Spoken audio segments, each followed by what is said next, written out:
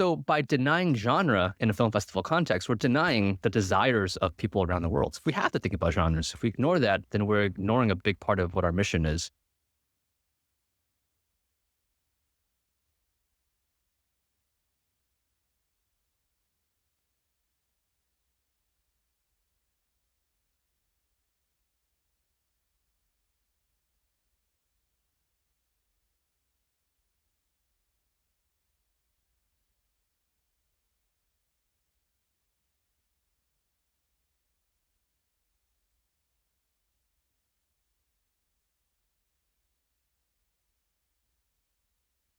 Hello, everyone. Thank you for returning once again to the official podcast of San Diego's Horrible Imaginings Film Festival. First of all, you might know me, your regular host. I am the founder and executive director of the said Horrible Imaginings Film Festival, Miguel Rodriguez.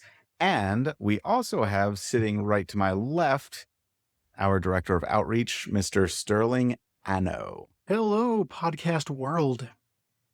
So let's start this off right. As you know, this is a horror genre podcast, but it is also a film festival official podcast. And we're trying to increase our content that has to do with film festival missions and purposes from the start. So let's talk about an element, first of all, in the film festival world that I am particularly a proponent of. And that element is collaboration. As you listeners may or may not know at this point, Horrible Imaginings has gone through significant efforts to work in concert with other film festivals in San Diego. We co-founded Film Geeks San Diego with Cinema Junkies Beth Accomando, which does year-round programming. We have co-presented titles with Pac Arts Movement's San Diego Asian Film Festival. More on that later. We program Un Mundo Extraño for Latino Film Festival. We co-present with Film Out San Diego and San Diego Italian Film Festival and San Diego Underground International and La Femme International this year. And I could go on, but I think you get the point. And that's just here in San Diego. We also collaborate with genre film festivals all over the world on ideas and ways that we can help each other kind of tread water in an environment that can sometimes be hostile to arts and culture events. From my point of view, this is in the effort to serve two main purposes. One, to promote the filmmakers of new, innovative, and exciting independent cinema. And two, to build a community of general audience members who are smart, enthusiastic, and eager to learn more about the art of cinema. And of course, there are parts of our mission statement and every other mission statement out there that differ or go beyond those two things. But I would say that they are kind of two main umbrella purposes. Wouldn't you agree, Sterling? I would completely, through my many experiences with many outlets. Yes, since you yourself work with a number of film festivals as well. In my view, we fill those needs better and with greater power when we all work together, expose each other's audiences to different types of films, and learn from each other's experiences. And not only that, but I get the opportunity to experience a number of fantastic film festivals year in and year out, which is no small benefit. Speaking of which, this week includes one of the best right here in San Diego, California, with their 18th year about to kick off on Thursday, November 9th. As of this recording, that is tomorrow night. Pac Arts Movement's San Diego Asian Film Festival has spent almost 2 decades celebrating Pan-Asian media arts and the creators of those arts with over a week of films, panels, discussions, and more. They also do year-round programs and work with schools in youth outreach efforts and generally help with some much-needed enrichment of San Diego arts and culture. And so I am happy to celebrate the 18th annual festival by having my friend, the artistic director of Pac Arts Movement, Mr. Brian Hu, here to chat with us about this year's offerings. It's amazing to get you for just one day before your madness begins. So thank you, Brian, and welcome to our show. Thank you, Miguel. And it's really moving to hear you talk about those kind of two agendas that you have with wanting to bring film festivals together. We totally believe in the same thing. And you're one of the few in this town that really become the glue for a lot of film festivals and a lot of enthusiasts. And we've seen how much you've developed your festival and all your year-round events. So it's always great to share a space with you. Wow, that is an honor to hear, and we hope that those efforts kind of are contagious, because I agree that it can be rare But I think once we see the benefits of these collaborations, then it can only grow from there. Absolutely. So first of all, let's talk about you since you're on the show. You actually have been on this podcast before in a kind of circuitous kind of way. We recorded the panel we did for San Diego Film Week with you and Moises and Beth and myself. So my listeners will recognize your voice, believe it or not, at least most of them. But let's talk about you as the artistic director. How would you describe the role of artistic director for PAC Arts? And I'm sure the role changes from year-round efforts versus just working on the film festival. Yeah, I mean, I often joke that my job is just to watch movies and pick the ones to show at the film festival. And I like to think that that's the bulk of what I do, but it really isn't. Mhm. You kind of think about my job is to find the contents for the film festival, kind of generally speaking. So that is the films, but it's also about bringing in filmmakers, what kind of conversations we want to have around those films. So it's strategizing with everybody involved, whether it's people in fundraising, people in operations, in marketing, and how to have this consistent voice about our mission of bringing people together through film. Of how do we elevate conversations about Asian Pacific Americans, about how we talk about Asian culture here in San Diego and beyond. So sort of, you could say it's setting that agenda and being collaborative with everybody in helping to make that agenda as pointed, as prolific, as politically vibrant as possible. And I mean, I say politically in terms of like the fact that what we do as a film festival is we try to rewire the agenda of mainstream cinema by showing that there are alternatives. And so as artistic director, it's being part of those conversations, leading those conversations, and a corollary of all that is picking the movies. So you could say that year round, there is a lot of it is doing research. It's keeping up with film trends, going to other film festivals, networking with filmmakers, obviously, but also the people who own the films, the sales agents, the distributors, and trying to make a case for San Diego for being a premier place for those conversations to happen. So our festival is in November. We actually have two festivals. We have a smaller one in April as well, but year round, from January onwards, January when Sundance happens, to some of the other Asian American film festivals in March and April, and then to the Cannes Film Festival when a lot of international Asian cinema kind of gears up for the fall season. That's what my calendar looks like throughout the year. And of course, going through all of our submissions, which seem to be going up every single year. Yeah, we can relate to that. Did you have any? So Sterling, since you got here a little late, we weren't able to really integrate your contributions into the main script. You can jump in whatever you want. Did you have anything you wanted to add on that?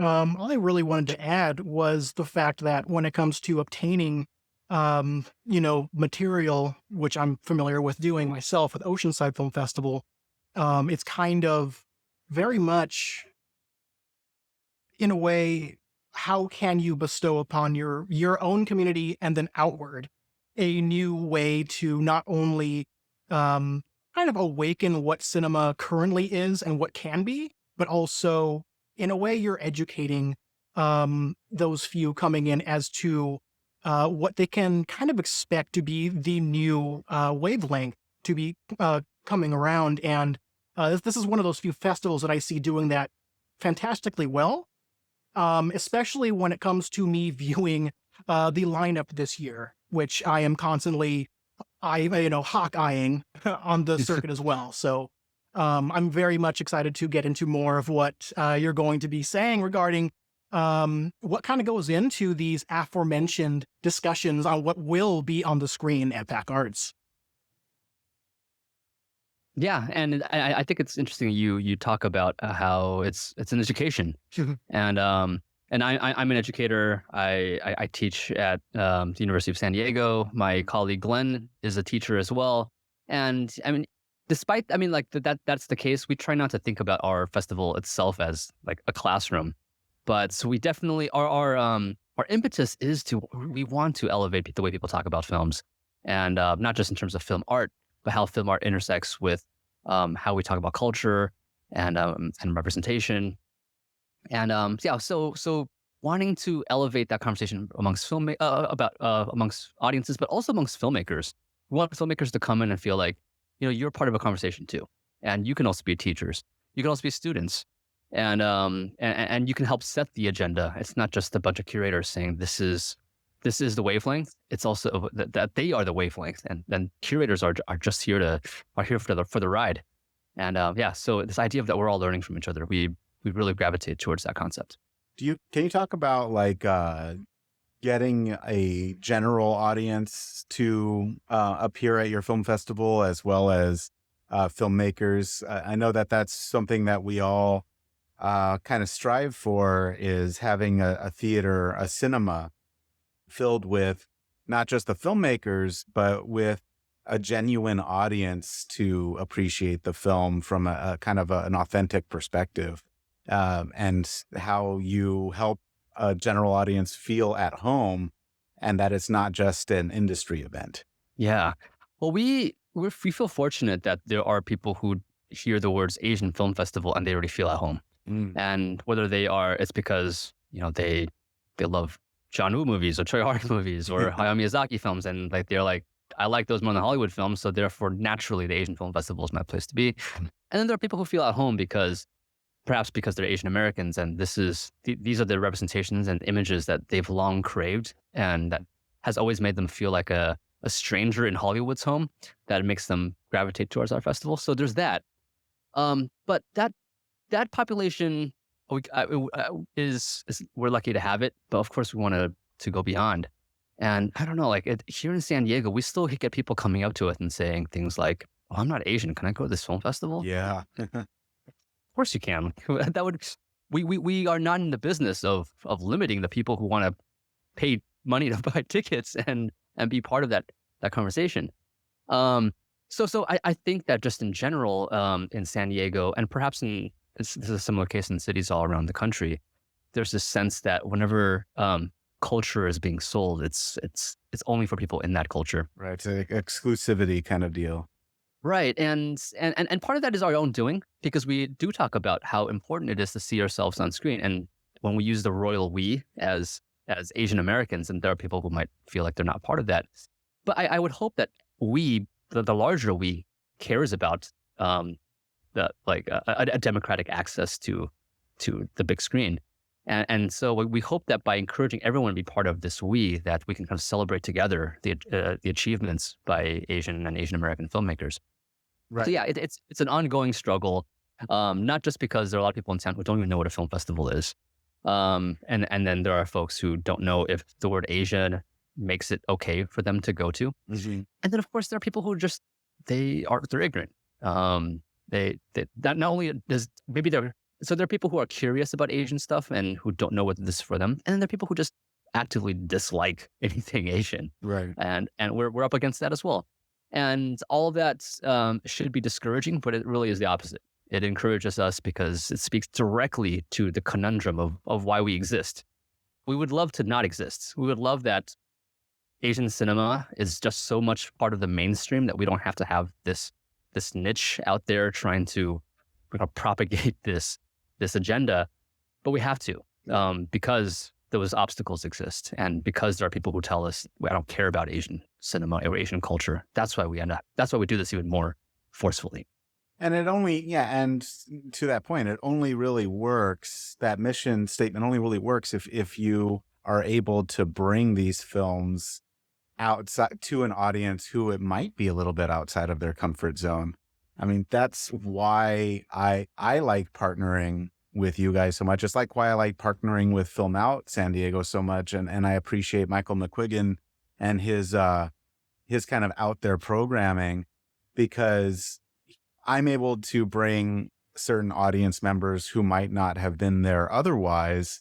And it becomes less of a, hey, we're just preaching to the choir, and more of, let's share these films with not only our community, but the community at large. And I think that is where you can not only appreciate the variety that we have, not just in San Diego, but in the cinema world, but also some of the similarities that may or may not be there too. I mean, these things that's the power of cinema, is to share these things and to build empathy around them.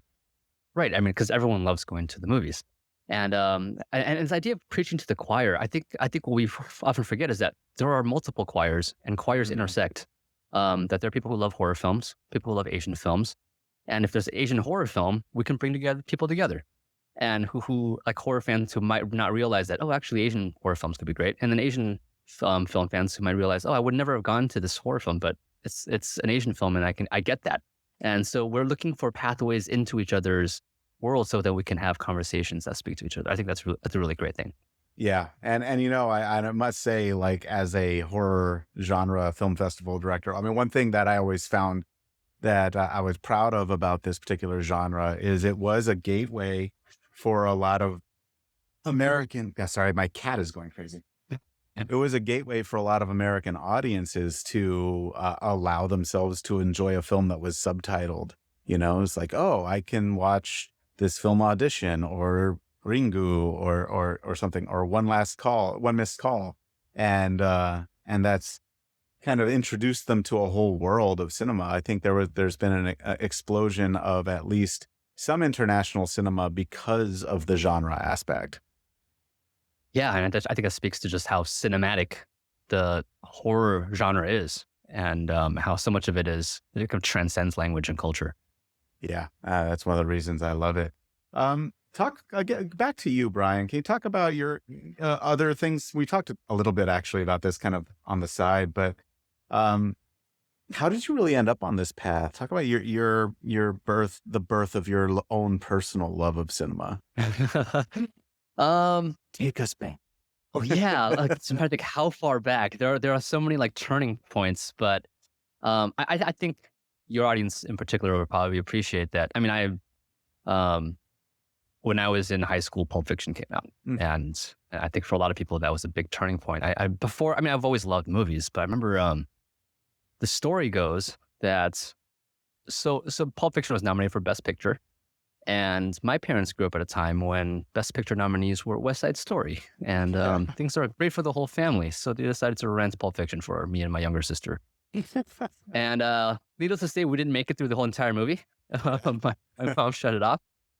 I remember watching it thinking something weird is happening in this. So I was intrigued. I was also intrigued, but anytime anyone cuts you off and censors you, you want to see it even more. Yeah. So I remember going to a bookstore and finding the script there, and I read it from cover to cover, just standing there in a bookstore. And that was such an aha moment for me, realizing that movies the camera doesn't just turn on and a film appears in front of it. Like there's an artist behind it. Somebody wrote this down, somebody crafted it. And it was my first time that I really got to see the kind of the craft that goes behind making a movie. And seeing it from that perspective really opened my eyes to the possibilities of what films can be. I wanted to know what other people thought about it. I started reading reviews. And then I wanted to be a reviewer. So I actually my love for cinema really began with my desire to be a film critic. And so, I was the entertainment editor of the school paper in high school. And then I did the same thing in college. I got addicted to going to press screenings and seeing movies before my classmates did. Yeah, that's or like taking people on dates and saying, hey, you want to watch this movie before it comes out? But also just like getting to have the first word about a movie. And it's not just the ego thing. I think it's also like a responsibility that if you're the first word on a film that is potentially an important one, you have to really pay attention to it. You have to kind of bring with you a sense of film history, of film literacy. I remember like at the college paper, before a new film by, say, Olivier Assayas comes out, I would go to the college library and watch all of his movies. And I was doing research, and it really filled in my film knowledge, and it gave me a way to better talk about the films when I reviewed them. And part of that process was reviewing film festivals. I would go to film festivals. I was in the Bay Area, and getting to go to the San Francisco International Film Festival, which is the oldest festival in the country. Yeah, and it was fantastic, and just seeing like, wow, what are these films? What are these voices from all over the world? Watching an African film for the first time, watching a Thai film for the first time, and then having this daunting task of writing a capsule review about every single one, and realizing that this is a strange responsibility. No one should have given me this responsibility. But I got addicted to discovery. And really, like, I'm still trying to fulfill that responsibility that I see, that somebody has to be the first word in a lot of these movies. So when we have a North American premiere of a film at the San Diego Asian Film Festival, we have the chance to write a program note that's going to set the tone for how people talk about this film. We can do an introduction to a film that's really going to shape how somebody's going to discover it with me, and what kind of conversation we're going to have during the Q&A afterwards. And so there's a responsibility in terms of, just giving this auteur or this director a voice, but it's for us at the San Diego Asian Film Festival. It's about shaping that conversation in a way that we find progressive, and that's shines a light that's going to help people realize, like, Asian cinema can be this as well. So I kind of jumped around. So yeah, the film criticism, getting addicted to going to film festivals, getting addicted to wearing a festival badge that allows me to watch anything in this festival. Like, something that if I wasn't a reviewer, I would have had to pay hundreds of dollars to get. I just wanted to do that for the rest of my life. We're excited to have those ourselves tomorrow. And we know you're going to take advantage of it because we know you're addicted to it too. Yeah. Well, I don't think I sent it to, maybe I did copy you in on it, but I sent Sterling and Christine my whole list every day.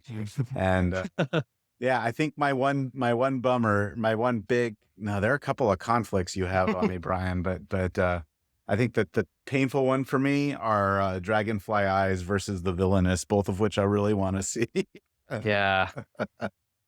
So we'll have to find a way that I can see one of them. Yes. You have no clue how happy I was to see so many conflictions for me. I know. Because it only means how great the menu is. I want to eat it all, but that's not physically nor, I guess, ideologically smart. So, I need to have that conflict to show just how, I guess, eager I am to have to pick and choose. It is kind of like a chess game. But the ones that I don't pick, now I have some great, as you said, Brian, which, by the way, my heart exploded when you said this, discoveries to make on my own as they come to light later on. And really quickly, I just want to say the whole becoming addicted to discovery. I think that is my favorite quote of the year so far, because that kind of sums up what I've been trying to tell my soul for so long, for why I just am always so enamored with receiving whatever I get throughout, our own circuit, and just seeing just these voices that I just know, like, this needs to be heard. Yeah. Some way, somehow, this will be heard. And just what kind of story that I'm so interested in hearing can be just bestowed upon everyone else in that room, and they can love it just as much as I do. Or despise it, and in a way that's kind of good too. Yes. Just I had an experience this year, and I loved every second of it because it got a discussion going that otherwise wouldn't have been happening. So, I needed to say that tidbit because that is that's a wonderful way to put it.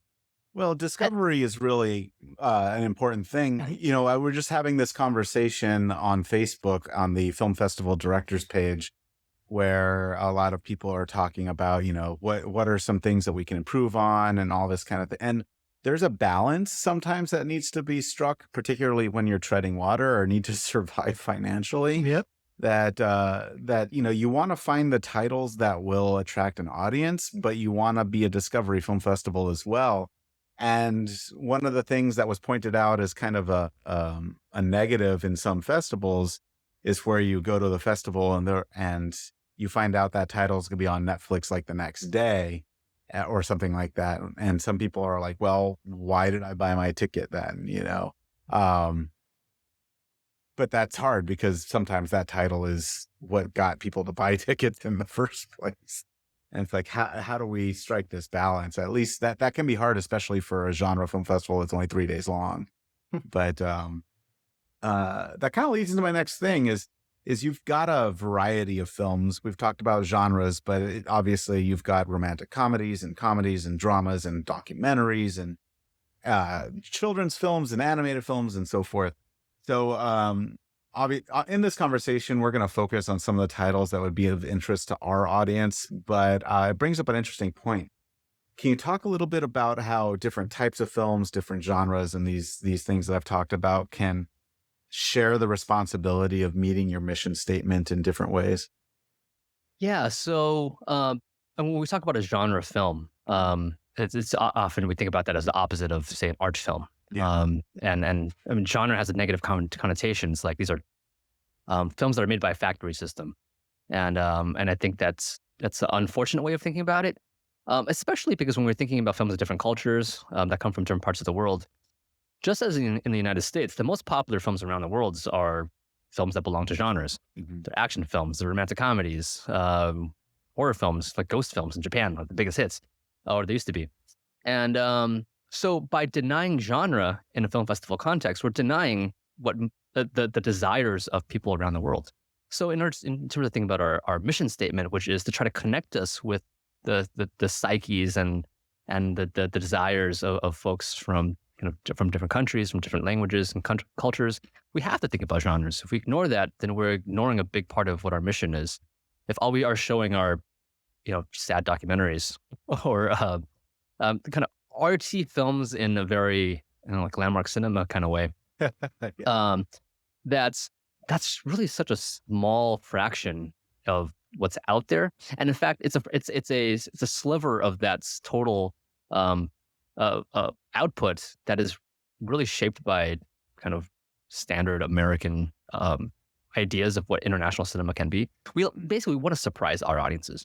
We want to surprise our audiences who never thought that there could exist a Thai comedy about kids, because we've never had to think about that, and but we want to show that that's possible. And so how does that fulfill our mission of kind of elevating conversations about Asian communities around the world by showing like teen comedies? And we think it totally does. I mean, the idea is we want to, no matter what we show, we want to shock our audience a little bit. Yeah. And so a few years ago, there was a movie called 21. It was a Hollywood film about The one, like the about gambling film. gambling. Yeah. Yeah. So there was like a bunch of They whitewashed the hell out of it. young folks. Yeah. So it's based on a true story of these MIT students who figured out how to count cards, and they won a ton of money in blackjack. And the original characters were mostly Asian Americans. And then for the Hollywood film, they found this sort of good looking, like white guy who wasn't really that big of a star. And so so it was like, oh, all right, well, of course. And the excuse was that, like, we've never heard of any Asian stars, like no Asian star can Carry green a light. film. Yeah. Yeah. But then here's a Thai film that is about cheating on tests. That's kind of a heist film, or it feels sort of, it's in the same vein of a like a cheating gambling movie. And here, a bunch of actors you've never heard of before, who are all just really good looking and are very charismatic on the screen. You don't have to know who they are, and everyone in the audience will be cheering, and they're all going to feel like, how come this isn't number one in the box office in North America? And it's a rhetorical question. We all know why, because it's because of racism or xenophobia and all these other things. But we want to shock people into realizing, oh wait, of course this is possible. Why do we ever think otherwise? And so showing sort of like fun poppy movies completely for us fulfill that mission and remind us of just how inane that excuse is that Hollywood makes, that no Asian American or Asian actor can carry a Hollywood film. Yeah. There are so many examples to the contrary. And it's amazing that we're still seeing this argument being made when this was my perception, and I'm wondering if it's yours as the artistic director for your organization. But as a culture, particularly, I guess, with internet culture, we seem to be more sensitive toward things like whitewashing or there seems to be a greater voice calling out for greater representation. Do you see that more now than even just 5 or 10 years ago? Yeah, totally. But I think what we don't see as much, which I think is just as important, we could be really good at calling out whitewashing, but Yeah. how do we propose an alternative? Ah, I excellent. think that we have not really gotten to that point. And really, the alternative happens, the first step of that happens at places like film festivals, Mm-hmm. where you can really say, because the next question a Hollywood exec is going to ask is, yeah, so we would love to stop whitewashing. Please name some actors for me. And most people who are even the ones complaining, well, they will have a very small number of actors to choose from. And it's the same group of possible actors that the studios have. If you just go to a like an independent film festival or an Asian, or in our case, like an international film festival, Mhm. you'll see countless actors that could do it just as well. So in proposing an alternative, we actually need to see we need to imagine what those stories are going to look like, and those stories are being told, and they're vibrant and they're flourishing at our film festivals. That's true. And so like, and that brings up a good point too, because, a lot of the people who might be complaining about lack of representation or whitewashing are doing that about movies like Ghost in the Shell or the Dragon Ball Z movie or 21 or any number of examples. What was that one with Emma Stone playing Oh, aloha. Aloha? Holy crap. Yes. You know, I think a lot of the people who are doing this complaining, their only exposure to film at all is with huger films and Hollywood films and things that come to the AMC. And so that is a lot of the reason they are not able to give alternatives. So how do we reach that kind of audience who is only going to the AMC to come to something like our film festivals and international film festivals? Like that's part of my mission statement, is to reach more of them. Right. The people who are going to be online too, and that's what we mean by elevating the Yeah. conversation. That hopefully with our Q&As, with our introductions, that's we want people to start naming these actors, getting to know them, like that you could meet them, and that'll help you remember Yes. who they are. Follow them on social media, and soon you won't get their faces and their names out of your head. And that's really where we need to get to that level, as opposed to just the usual complaints, which need to happen, but Mhm. I want to get to the next level in order to enact action. No, you're right, because complaining is just complaining. What really changes things is forward action. That's a nice point. Before we move forward, you were talking about that film. You were in reference to 21. What's the title of the film that you're talking about? Yeah, it's called Bad Genius. Oh, Bad And, Genius. Yes, yeah. yes. I think I have that on my list. I'm checking my list. Yeah, and I'm personally, I'm just a sucker for movies that teach you bad things. Yeah. I love heist movies. I love gambling movies. Just movies that kind of like cheat through the world. And I don't know what that says about me, but I think there's something particularly cinematic about that. Well, And it's partly it's a fantasy, right? So you kind of live out your base or primal urges safely through the veneer of cinema. And that's why things like crime film are so popular, is because, this is something I don't allow myself to do in my day to day, but it's kind of releasing to do it in a fictional way. And yes, I'll be seeing Bad Genius at 2:15 p.m. on Friday. So I'm excited. I'll be there as well. Awesome. I'll see you there. Yeah. Okay. I do want to continue recording. I do want to talk about specific titles and give people a watch list. My last episode was actually a watch list for Halloween, and it was pretty popular. So let's do that again. But to get this out of the way early, something that Beth and I have helped you promote for the last few years is you've been doing something called Mystery Kung Fu Theater. It's happening on Monday, November 13th at 9:40 p.m. at your main venue of Ultra Star and Hazard Center. But how much are you willing to talk about that? How mysterious is it? Well, I think I know what I'm going to do this year. Usually, I don't even know what film I'm going to show till the afternoon of. Oh my God. Because there's just so many other things on my mind, and sometimes I try to like feel the mood of the festival and see like this is what people need right now. But I think I know what I'm going to do. It's a little bit different from what I normally. So usually I show a film that I consider a classic, even though perhaps a lot of people haven't heard of. Stuff from the 70s usually. Thinking about maybe doing something a little bit different, and I will leave it at that. Maintain the mystery, but just because I don't want people to start falling into a groove of it's going to be a 1970s Hong Kong movie, Right. and I want to show that it might not be that either. Who knows? Who knows what it's going to be? Awesome. It's a mystery. Yeah. Any ideas about format? I'm not going to reveal it. It's not going to be so. We've done 16 millimeter in the past. I'm running out of prints, so Yeah, that's the problem. I can't showing 16 millimeter prints. But yeah, we'll see. All right, cool. I'm looking forward to it. That'll be November 13th. November 13th, Mystery Kung Fu Theater. We will have our group there, but we want to see more people go to this. I mean, how could you not go to this? This is like something I've dreamed about since I was a kid, is going to see these movies on the big screen. On the big screen with an audience. With an audience, because it's way different than, at midnight with a blanket over my head on a black and white television, like I used to watch them as a kid on what was Kung Fu Theater on Channel 54 in Baltimore. That's exactly what this is named after, like that concept. Exactly.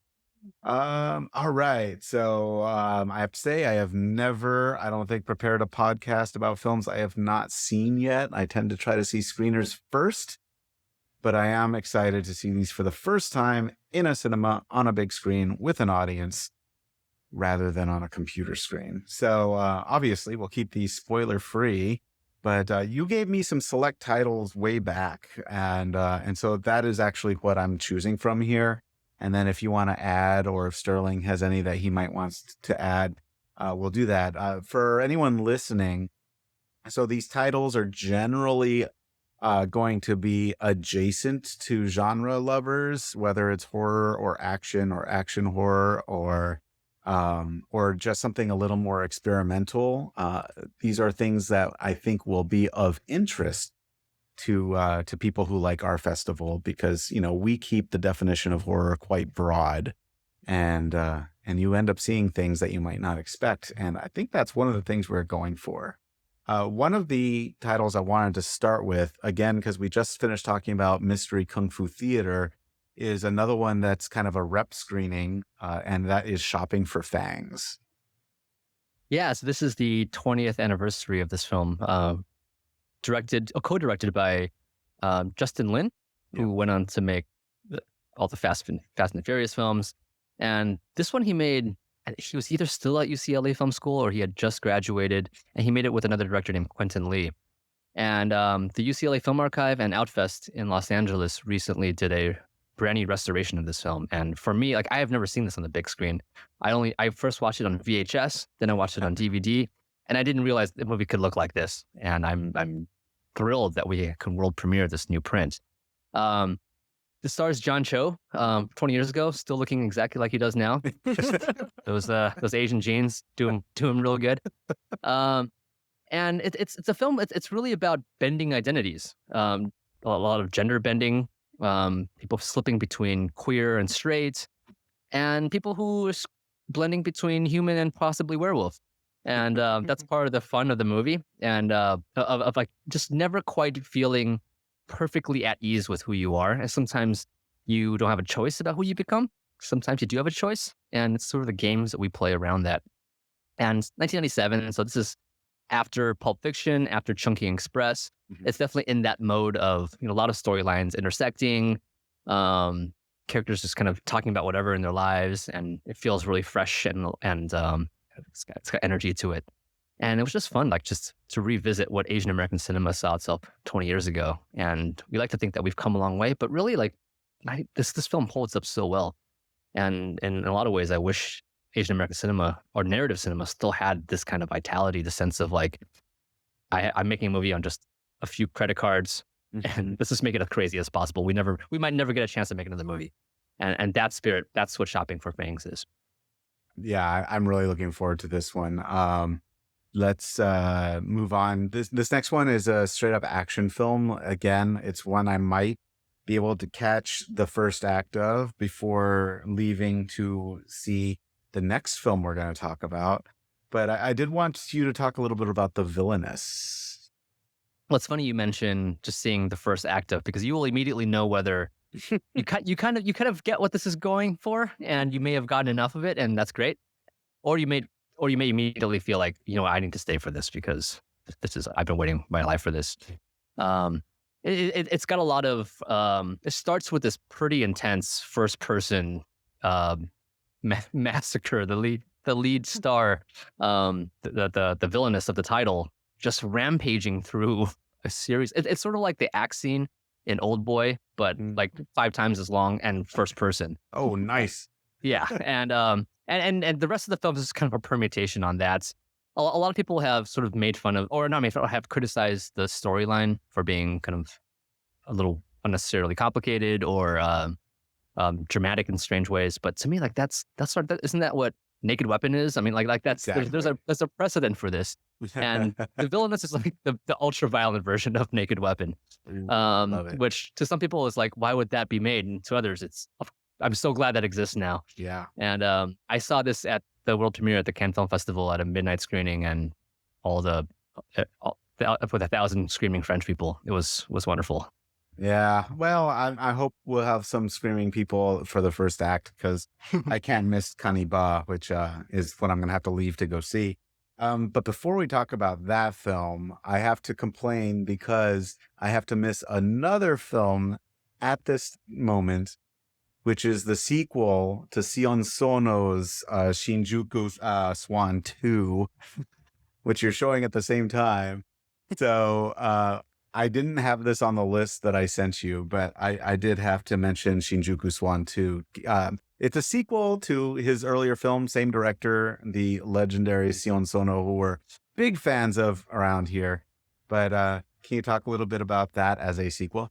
Yeah, have you seen the first one? Or Yeah. Oh, yeah, I have. Okay, so I mean, these films are why very, I'm very.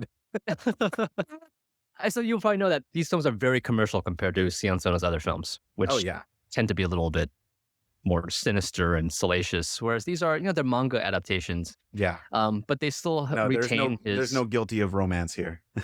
No, there's really no guilty of anything. Well, except I mean, the film is the concept is that there are a bunch of these scouts in like Shinjuku who scout for beautiful women to be prostitutes, basically, and so that in itself is kind of unsavory and probably misogynistic.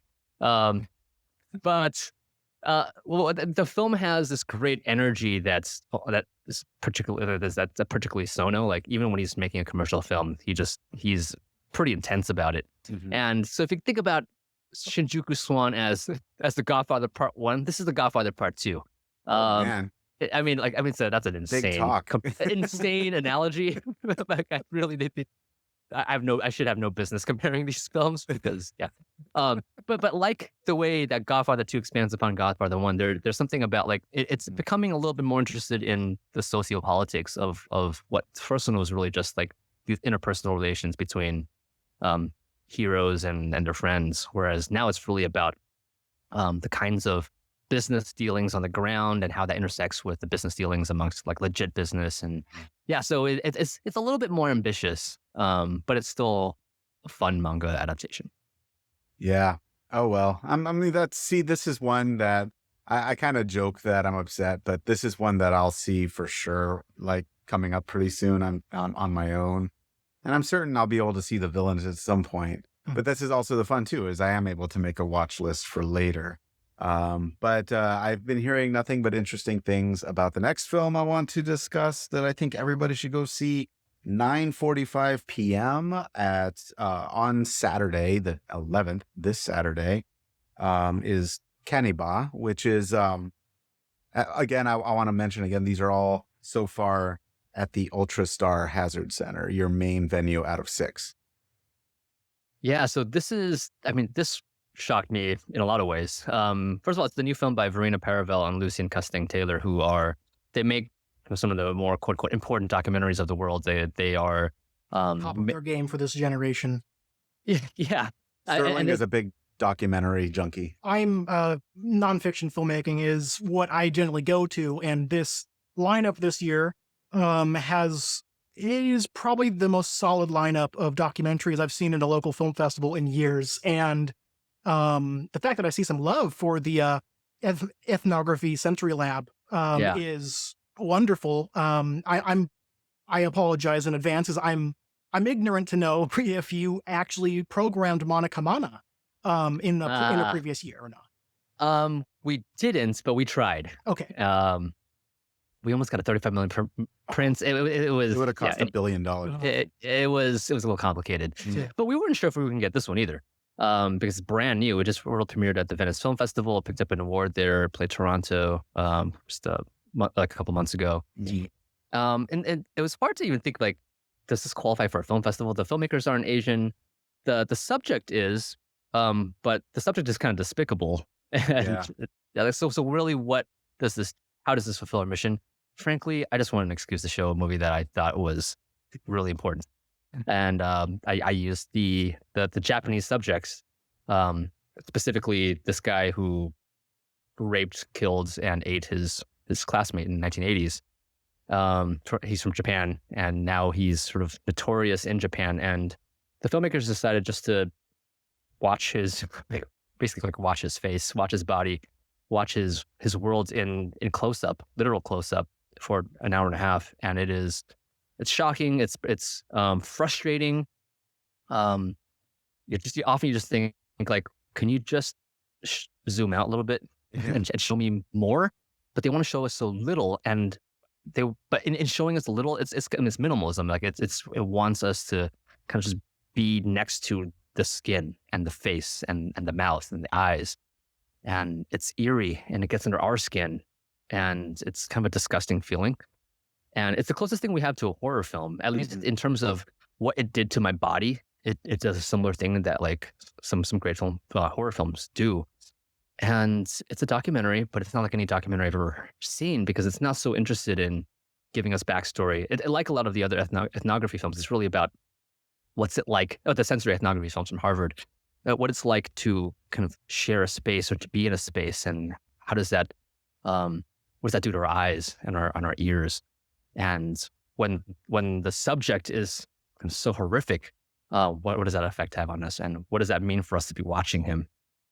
I mean, like the way, like you really have to see it and experience it to properly get what I'm talking about. Yeah. But well, I'm that's why afraid I have to leave the Villainess, because I can't not see this with a group of people. I for one cannot miss this. This is the number one on my list by far. And it's basically in the sense that knowing that they have they previously created, in my opinion, the scariest documentary of this decade, which is Leviathan.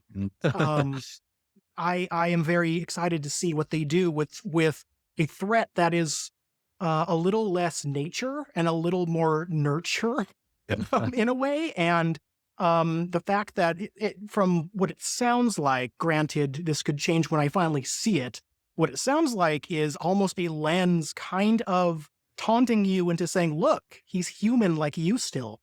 And that is something, like you said, it is very interesting to kind of be in that close quarter, quite literally, with a subject anything would be if it were not behind a screen. Yeah. And it's robbing you of the psychological safety of perceived distance. Yes, and if people feel like they don't feel safe and people want to walk out, I think that's great. I mean, I think that, and I think that there's something great about knowing when people leave a theater, because it humanizes the audience too, and it makes us all feel like, we should all feel safe to leave. And I don't think that's necessarily a way of diminishing the film. I think that speaks to how powerful this film is. And I'm sure that's something you get at your festival too. Although, yeah. I champion any festival that has a film that causes the walkouts, because that is the most powerful dialogue you will create. It is harder to get our people to walk out, though. Yeah, it's kind of self-selecting. Exactly. Yeah.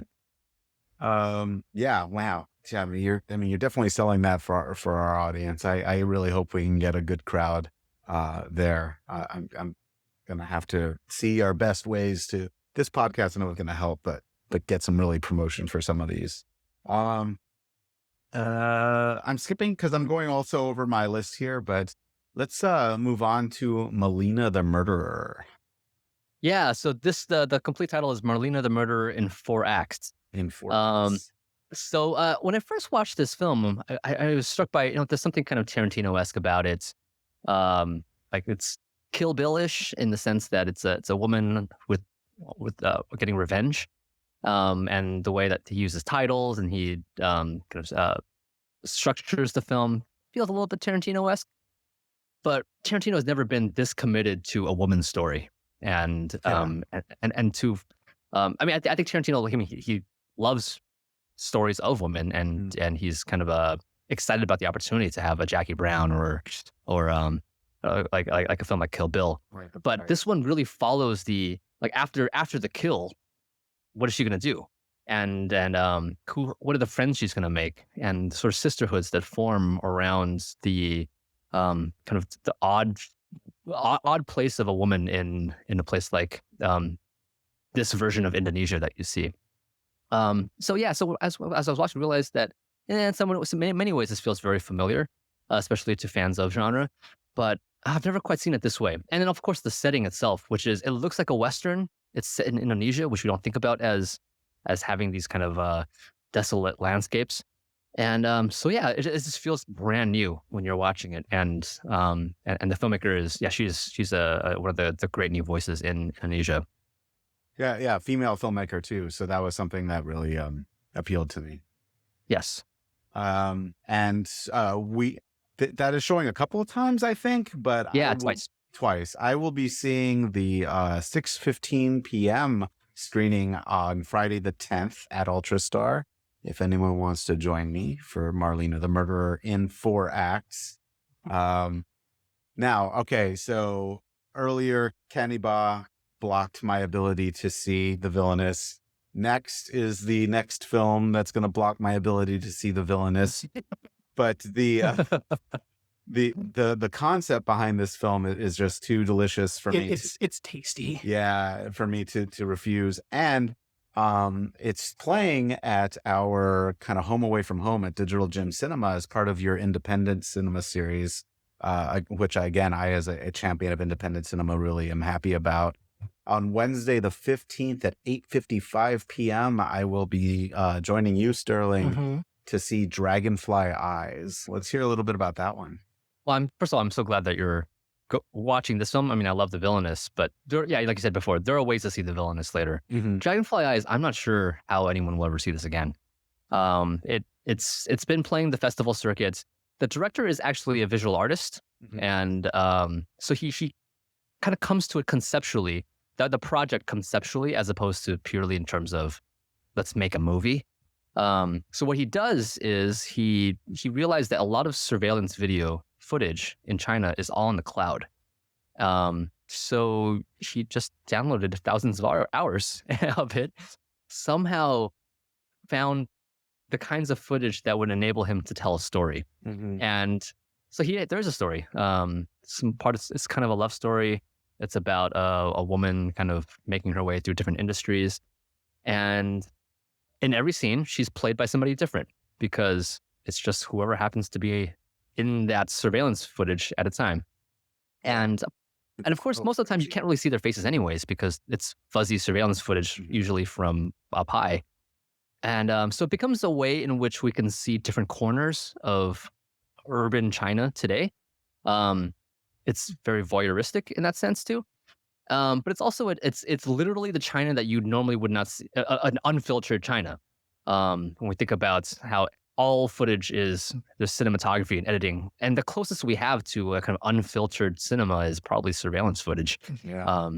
And so what happens when we use that as our source material? Right. People stop really knowing that they're being surveilled and just become themselves when it's 24-hour surveillance from a peeping eye that's, in the top corner of a room. It's just there. And, you end up still picking your nose or wearing your sweatpants to the grocery store.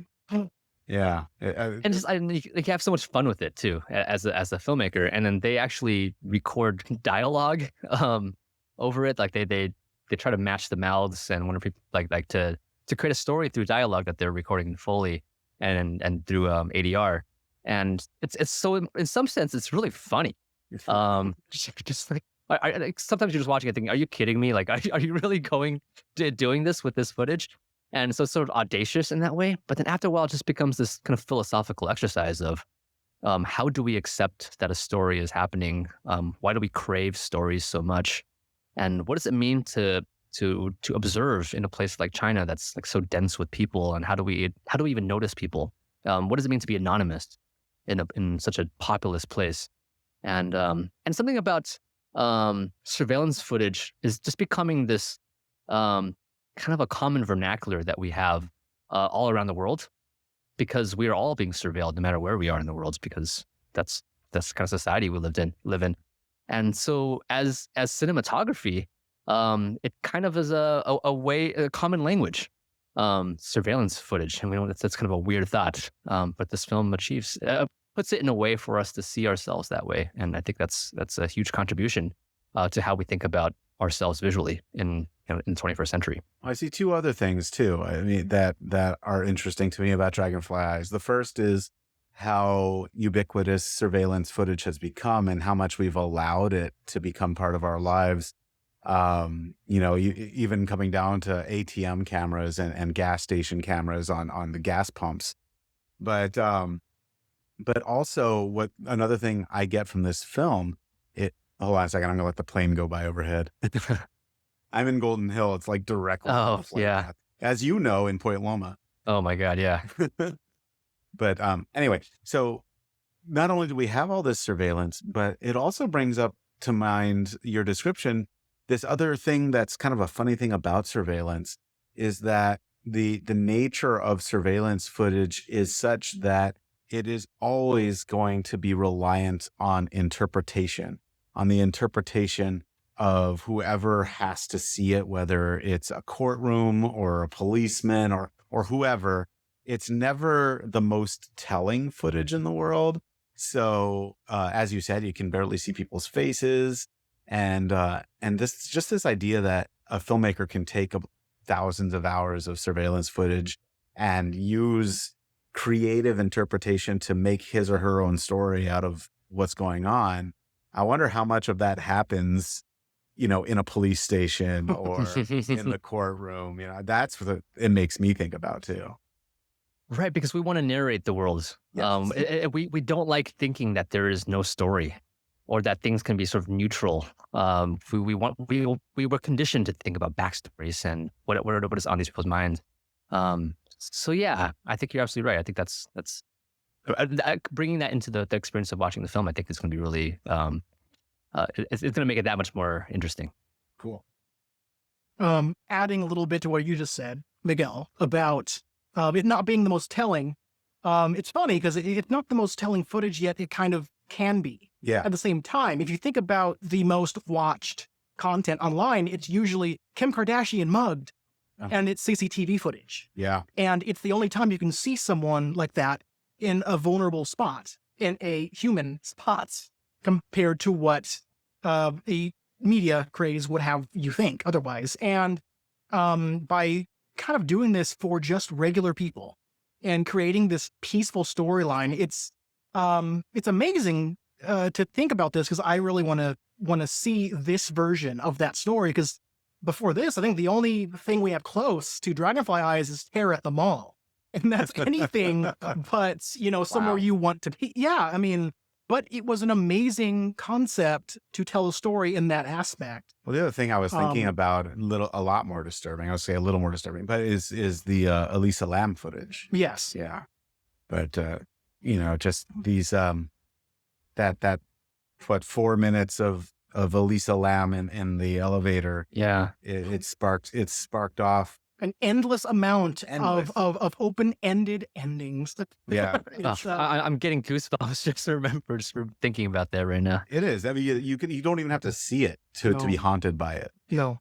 But the interpretations and everybody, I've said all of the conspiracy theories about what is happening in that 4 minutes. Just the narratives derived from this footage, this very basic footage. See, all this is just from Dragonfly Eyes, by the way, Yes. Which you haven't even seen yet. which we haven't even seen yet. And being able to talk about it so much, yet even though we haven't seen it, you know what that is? That is a paradox. So let's I'm leaving. So let's talk on Tuesday the 14th at 8:55 p.m. the day before I see Dragonfly Eyes at Ultrastar. I'll be seeing the film Paradox. So this is the latest in the SPL series for fans of Hong Kong martial arts films. The SPL films, you don't have to have seen the previous ones. The stories don't really link up. It's really what brings them together is this spirit of crunching your bones and it's a sort of male melodramatic high intensity martial arts drama. And this one, I mean, like, the story, you've seen it in countless action films before. It's kind of like Taken, but Taken doesn't have Tony Jaa in it. Right. And isn't choreographed by Sammo Hung. Exactly. I was going to say Sammo Hung sells me every time. Yeah. And I don't think I've ever seen I don't think Sammo Hung has worked with Tony Jaa before. So what I thought about when I was watching was the sort of power that Tony Jaa has and the speed. It's kind of like the 1980s all over again. Like Sammo Hung being able to work with people who move that fast, who are that strong. So yeah, just seeing Tony Jaa on screen is always a treat. But I do love this film as a male melodrama, and that's the other another genre of Hong Kong cinema that I've always loved, and I feel like Hong Kong actually specializes in. When you think about John Woo films, yeah, absolutely. I was about to bring up those early John Woo films with Chow Yun-fat were completely male melodramas. Yeah, I mean, to me, when I first watched those films, what I remember was the action. Now what I remember them for is actually the male melodrama and just how committed they were to it, and it's touching. And you rarely see men get to emote in that way, in such a naked way. Yeah. And Paradox has a lot of that. And Louis Koo is the purveyor of it. And yeah, it's in some ways exactly what you're looking for, but sometimes it also reminds you that Hong Kong is more than just the action. It's also this approach to making men feel. And also it's important to mention blending those two elements that might especially to, I think, an American audience, seem so disparate with our man with no name, emotionless kind of male protagonist that wants to be all Joseph Campbell. This is the kind of turns that all on its head. Yeah, and the male angst translates. I mean, I think the action and the ferocity of the action comes from that male angst. These aren't separated things. It's not like just two genres that are kind of bouncing between each other. In Hong Kong, it comes together in one kind of violence and emotive package. I'm looking forward to that because it will be fun, and I do like those other films, and yeah, they are very depressing, especially that first one. Yeah. Oh yeah. But yeah, that'll be good times for me. The last one I'm going to talk about on this main list is a special presentation. It's the first title. No, that's a lie. We talked about the Digital Gym. So the second title that won't be at Ultrastar, but the first one that will be at the UCSD Price Center Auditorium, which is a beautiful theater, is Mon Mon Mon Monsters on Sunday at 6:30 p.m. the 12th. Nick, so this is probably the one I've heard the most about from the circuit so far. Great, yeah. It's a world premiered, I think, in March at the Hong Kong International Film Festival, and since then it's done. It's played a ton of film festivals, partly because it's really well done. It's a lot of fun, and I'm not afraid of this is probably the darkest film I've ever chosen for a Centerpiece film, right? And our opening, closing, and Centerpiece films are usually films that are kind of for everybody, because there are people who only go to those movies, and I mean, I by the standards of horrible imaginings, this is not that horrible, but it's one of those films where there are monsters in it, but really the real monsters are the humans. Yeah. And we've seen that before. But these kids in this high school are particularly bad, especially in Taiwan, where most high school teen films are romances, Right. and they're about like first crushes, first loves, and this film is just really like uncompromisingly about just how horrible kids can be. So it's about bullying. It's about the complicity of teachers in the culture of bullying, and it's about how if you are the bullied, you want to make sure that there's someone even weaker than you, so that you will there will always be somebody that people want to bully more than they want to bully you, and that's a really sad way of thinking about the world. And this film it goes off on that concept, and it's not, I wouldn't call it a horror film. I think my standards for that are a bit higher, but it really had me. It reminded me just of how horrible people can be. Yeah. But it's a comedy. It's a morality tale, despite it being unhinged at times. And it's the second film by this director named Giddens Ko, who is more famous for being a novelist in Taiwan. He is by far the biggest writer of popular fiction in probably the Chinese-speaking world. He's kind of like J.K. Rowling meets R.L. Stein. Wow. And his novels are kind of must-reads for people of all ages. And a few years ago, he made a romantic comedy called You Are the Apple of My Eye, which changed the landscape of popular cinema in Hong Kong, Taiwan, and China. And the romantic comedy genre has not been the same ever since. And with Man Man Man Monsters, his second film, he's kind of doing that for this genre. And just given the attention it's gotten that Sterling mentioned all around the world, I think it speaks to how he's a really strong filmmaker, that he's great working within genres.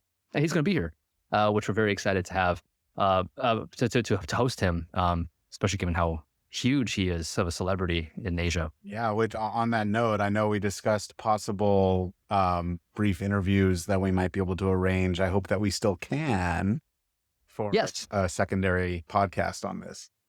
Yes, and we have a interpreter who Fantastic. can help with that. Excellent. So I'll have to leave room in our schedules for that as well. We can talk more about that in person. Yes. So those are the titles that you suggested to me and that I outlined for this discussion. But there are a lot more titles out there for anyone who wants to know. Personally, I've chosen to see as many, if not all, of the short film blocks because I'm a short film junkie, and I think that does give a lot of variety. So definitely look for short film blocks. I will be at the opening night film Oh Lucy, which looks like it's a lot of fun and funny, but not quite adjacent to our audience per se. Bad Genius, Before We Vanish, I really want to see. The animation stuff. Your Real Voices stuff, I really want to see. I've got Birds Without Names. I've got Co-Colors. Is that really only 45 minutes long? Yes. And we're showing a short film before that, which is about 5 minutes. But the director will be here from Japan. He's very excited. Yeah. I was hoping I didn't read that wrong because I didn't want to miss Dragonfly Eyes. I was like, oh no, that's actually 450 minutes. Yeah. Yeah, no. Yeah.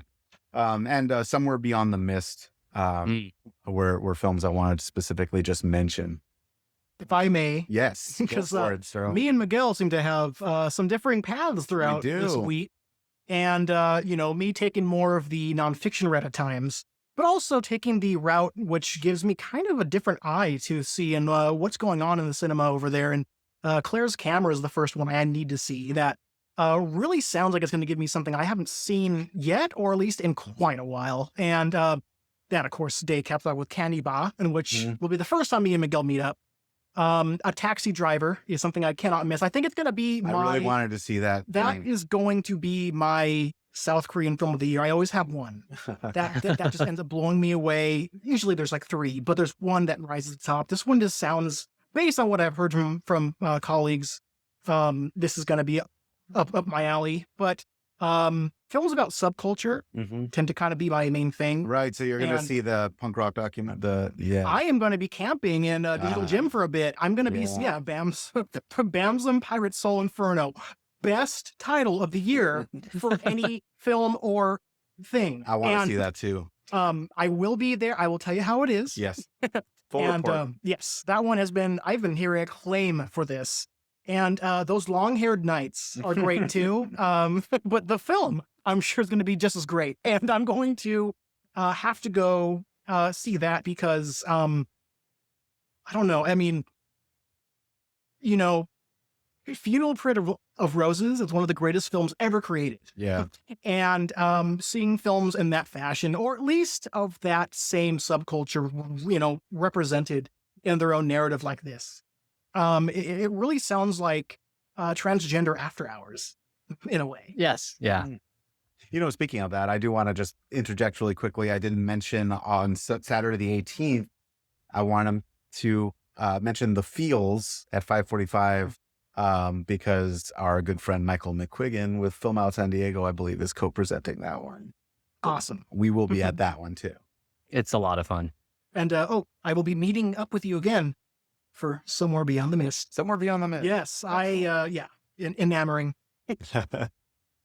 Well, I can't wait to hear what you all think about those films. I mean, because we, as you know, like working at a film festival, you hold these titles to you for so long, and you of course can't wait for the world to find out what you've shown, what you're going to show, and then to actually hear people talk about these titles the way I've been talking about them to like my colleagues.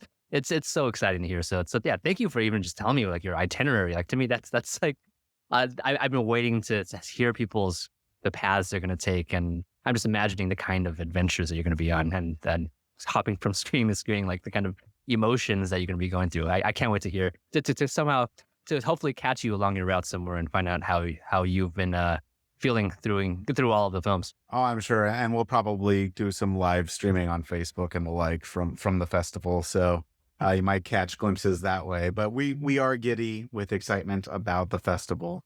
I did want to, we're running a little over time, but I did want to give you a chance to talk about some of the special programming, including you have a series of podcasting panels, some of the, discussions and Q&As and things like that. Yeah. So, traditionally film festivals have panels where we bring together some guests and have talking about some subject. And this year we thought it might be fun to invite some friends of ours who have podcasts. So in LA, there's a podcast collective called Potluck. It's a collective of Asian American podcasters.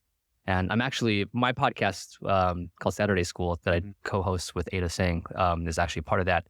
And we just invited some of the podcasters to come down, have them decide what they want to do it on, and give people a way to get a glimpse at how a podcast is recorded.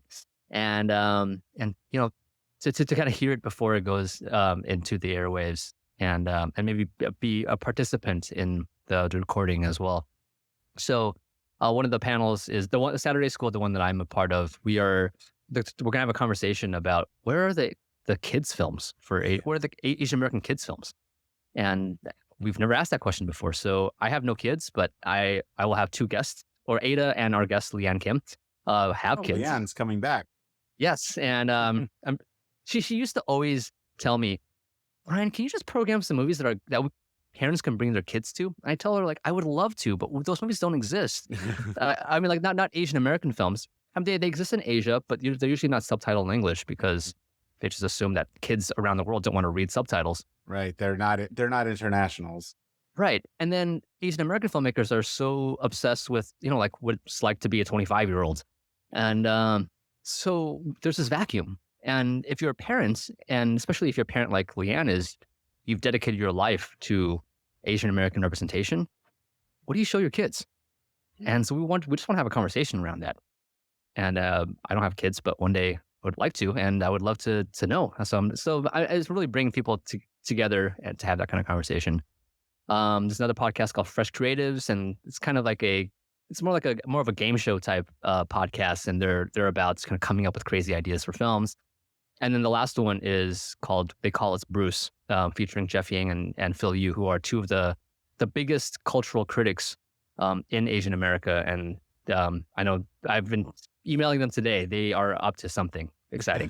So we're really honored to have really cool people who are on the forefront of podcasting and also of just cultural criticism coming down to San Diego and sharing with our audience, how they put their podcast together. Yeah, I'll be able to make at least one of those, but the films are going to kind of push the others out. Those will be at the Marriott, by the way, in Mission Valley, not at the Ultrastar, for anyone who wants to know and is interested in those stories. I think we're up on the Sterling. Did you have anything else you wanted to add before we say goodnight for now? I pretty much said all the things that I really am looking forward to the most. I mean, there's a lot of things that I want to see, but Yeah. with a film so plentiful, it's great to know that there's so much option that you're gonna have to kind of forego something for something that you might actually discover that you probably liked more anyway. Yeah. I like being able to discuss films we have no clue what they're like yet, and kind of gives kind of a hint of that possibility. And I'm hoping that it reflects upon everyone listening and they kind of take that chance as well. By the way, on the logistics front, for a lot of the people who I know run film festivals and listen to this podcast, the mini guides that you've put all over town that are just a pamphlet basically of your program has been super helpful. That was brilliant. I want to steal that.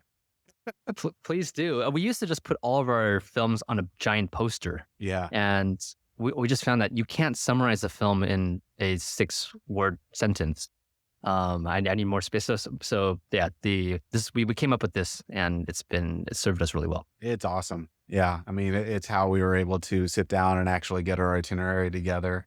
And speaking of itinerary, on the show notes for this episode, if anyone's wondering, we will have the link to the Asian Film Festivals, where you can buy tickets, where you can read more about each of the films so you can decide what you want to see.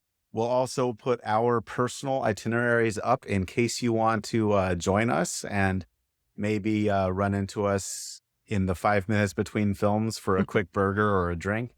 But yeah, just so you know what we're up to. And honestly, this is for the community, and we hope to see a lot of you out there. Brian, is there anything you wanted to wrap this up with? Nope, just that can't wait to see you all out there and finding out what you think of these films. Excellent. What are you laughing at? A quick burger. I don't know. What's wrong with a quick burger? It's delicious. That's wrong. I think that's why I'm laughing. You know what? Speaking of quick burger, this might sell this more for anyone who's wondering. People who have the pass will get. You guys have a number of vendors and restaurants who are offering discounts for pass holders, right? Yeah. So your food, including Smash Burger, including the delicious Smash Burger and greasy smash fries at a discount, which I will be taking advantage of. Brian, thank you so much. We're super excited to see you tomorrow. Thank you. See you soon. Good night. The Horrible Imaginings podcast is produced by Miguel Rodriguez and part of the Dread Central Network. The music is by the legendary Fabio Frizzi. Remember to support our mission to bring a horror community to San Diego as well as to the world on the internet with podcasts and other great media on Patreon. Patreon.com/HIFSD. That is patreon.com/HIFFSD, where $1 a month can keep the lights on around here. Please subscribe for all the good stuff that you can get. And until next time, stay scared.